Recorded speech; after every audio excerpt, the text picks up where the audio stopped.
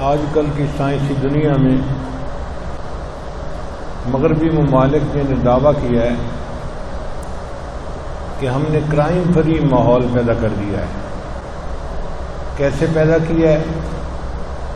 اس کے لیے انہوں نے ویڈیو کیمراز لگا دیے ہیں۔ چنانچہ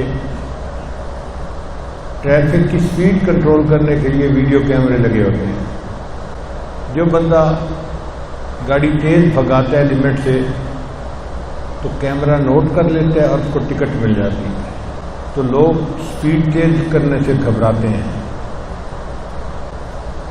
پھر یہ کیمرے کا استعمال سڑکوں کی بجائے دکانوں میں، مارکیٹوں میں بھی شروع ہو گیا۔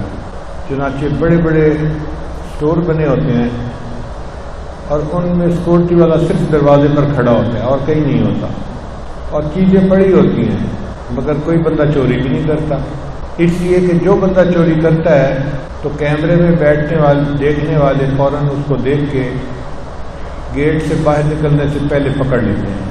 تو اس کی وجہ سے ہر بندہ محتاط ہوتا ہے اور کوئی بندہ چوری نہیں کرتا۔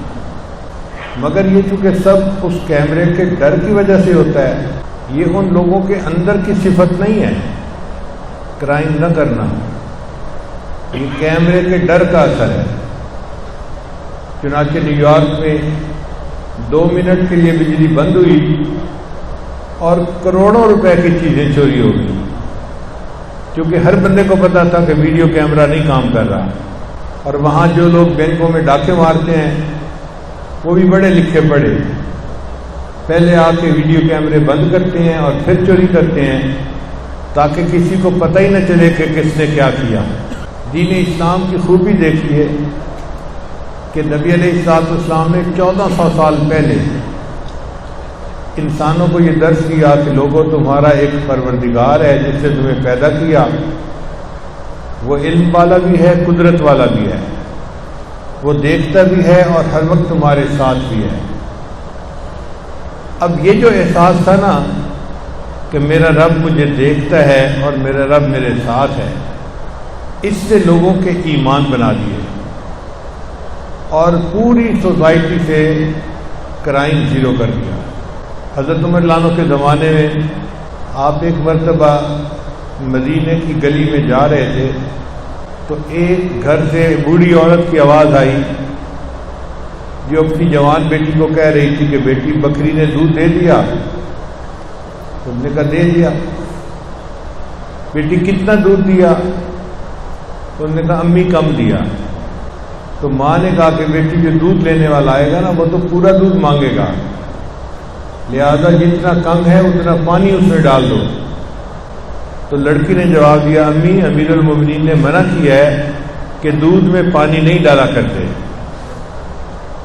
تو ماں نے کہا بیٹی امیر المومنین کون سا یہاں دیکھ رہے ہیں؟ تو نوجوان لڑکی نے جواب دیا امیر المومنین نہیں دیکھ رہے، امیر المومنین کا خدا تو مجھے دیکھ رہا ہے۔ یعنی نوجوان بچوں کے دل میں بھی یہ ایمان اتنا مضبوط ہو چکا تھا کہ وہ محسوس کرتے تھے کہ ہمیں ہر وقت دیکھا جا رہا ہے اور دیکھنے والا پروردگار ہے، چنانچہ کرائم زیرو ہو گئے تھے۔ عبداللہ ابن عمر عنہ فرماتے ہیں کہ میں ایک دفعہ جنگل میں تھا، ویرانے میں، ایک چرواہا بکریاں چرا رہا تھا،